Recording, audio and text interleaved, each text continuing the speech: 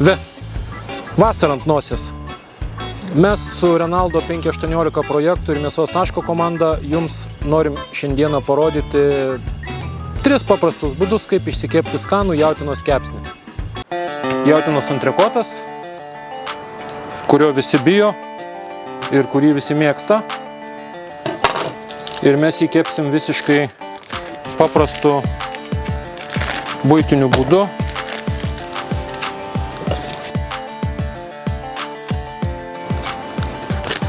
Taip, turim 3 antrekotus, kuriuos iškepsim 3 skirtingais būdais, nenaudodami įmantrių kepsninių ir mitų. Nusausinam. Šiek tiek aliejaus. Tai nėra būtina, bet kad geriau priliptų prieskoniai, aš naudoju alyvuogių aliejų, šiuo atveju purškiamą.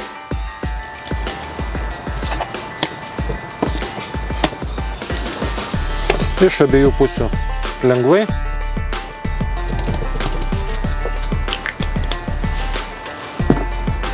Ir 3 ingredientai, prieskoniai, druska, smulki, juodieji pipirai. Druskos dedam negailėdami, iš aukščiau, kad lygiai pasiskirstytų.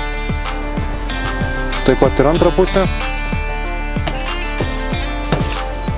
Ir būtinai su kaire ranka, nes kitaip nesigaus.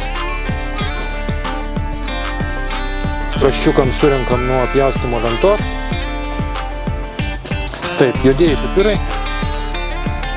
Čia pagal skonį galite ir visai nedėti, bet pipiras dar nesugadino nei vienos mėsos. Ir česnako granulės. Čia irgi pagal skonį, tai nėra būtina, bet man tinka jautiena ir česnakas, jie nesipyksta. Viskas, paliekam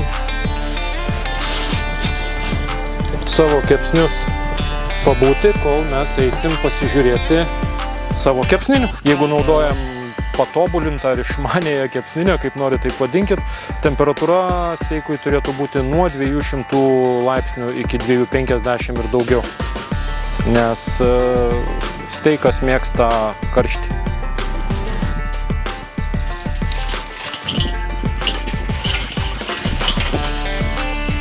Pagrindinis dalykas, kur žmonės dažnai pamiršta, nenaudoja, tai kiekviena kepsninė, ar tai būtų uždaroma kepsninė, ar atvira, paprasta buitinė šašlykinė, visada stenkitės pasidaryti 2 kaitros zonas. Tai yra anglis vienoj pusėje ir nėra anglių kitoj pusėje, kad turėtumėt visada saugią zoną, jeigu jums pradėtų degti. Štai šitoj kepsninėje mes turim pusę kepsninės karštas žarijas, kita pusė kepsninės yra be žarijų. Tai yra perkelimui mėsos ar netgi daržovių į saugią zoną, kad mums nedegtų. Keptuvę mes kaitinsim kepsniniai, bet jokio skirtumo jūs galite ir namie savo kaitlintį tai daryti. Nu tai ką, einu pasiimti mėsos. Nu kągi, artėjom prie svarbiausio momento. Mėsos apskrudinimas.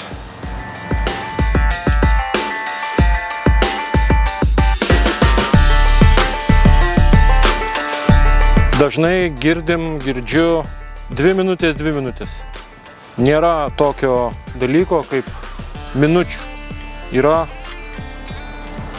maisto mėsos termometras. Tai čia yra pats svarbiausias atributas, be kurio, aš neįsivaizduoju, kaip iškepti gerą kepsnį.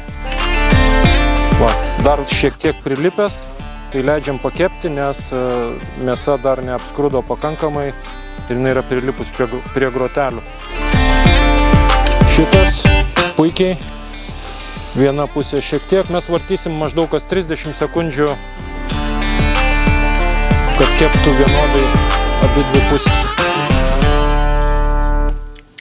Įpilti šiek tiek aliejaus. Keptuvė irgi turi būti apie 200 laipsnių. Geriausias sufleris yra, kai aliejus šiek tiek pradeda rūgti. Tada yra pats laikas įdėti kepsnį. Kepsniai yra gana ploni, tai mes neužilgo jau pradėsim matuoti mėsos temperatūrą. Ką galim ir padaryti.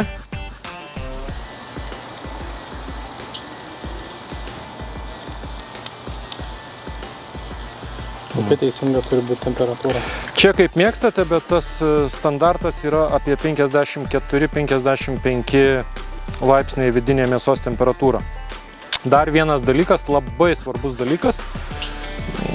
Vienas svarbiausių tikriausiai yra net ne pats kepimas, o laikas po kepimo, kada mes duodam mėsai pailsėti. Mums atrodo, kai mes nuimam nuo grotelių, kad mėsa tiesiog nebekepa, tai jinai dar kepa kokį 15-20 minučių, nes išorė yra ypatingai karšta, o vidus yra vėsesnis ir jisai per tą laiką šyla. Pasiruošęs ilsėtis.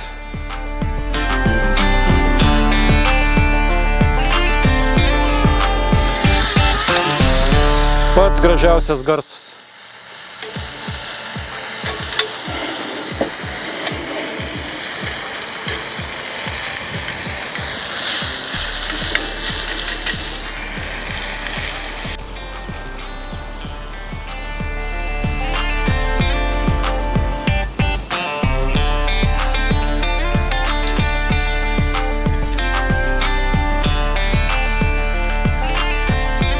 Į keptuvę visada galima įmesti sviesto, galima įmesti česnako skiltelę, rozmarino, čiobrelio, bet kad būtų visiškai vienodai, mes šį kartą nedėsime nieko ir ragausim šitaip. Ar tai yra koks skirtumas,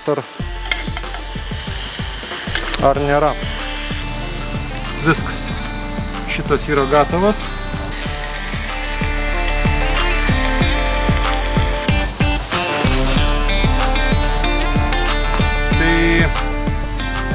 Štai mūsų šašlikinė vulgaris antrekotas taip pat pasiekė temperatūrą, kad nemeluojam. Prašau. Turime 55 laipsnius, 56, jau beveik perkepėm. Ai, kaip baisu. Keptuvė. Puikiai.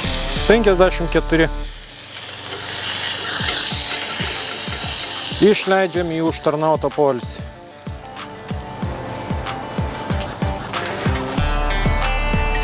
Nu ką, kol mūsų mėsikį ilsis, ką turim. Čia yra pats geriausias būdas laiką užmušti. Nealkoholinis špikis. Labai puikiai. Svarbiausia pilti yra iš kairės, nes daug skaniau įsipilka iš kairės varai.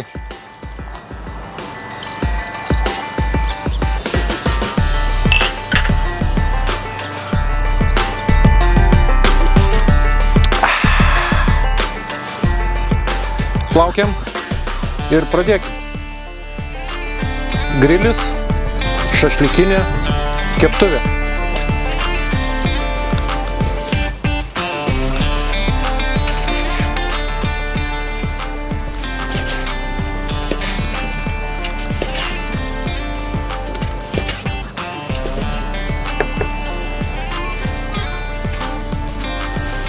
Grilis.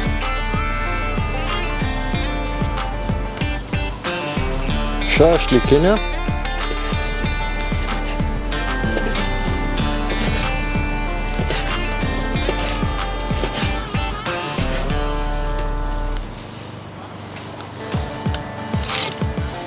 Ir keptuvė.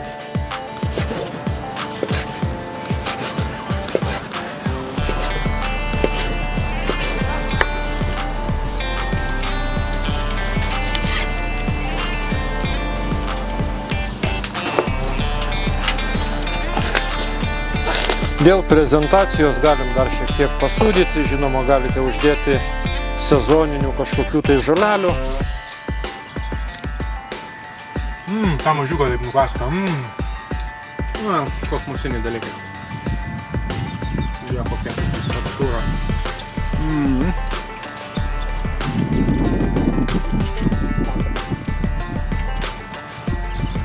Čia yra ne karbonats, čia yra normalus kepsnys, tai nevalgykit peiliu ir šakute, pasimkit rankom, pasidžiaukit. Na, su tokia komanda net man pavyko iškepti. Skanaus, operatoriai.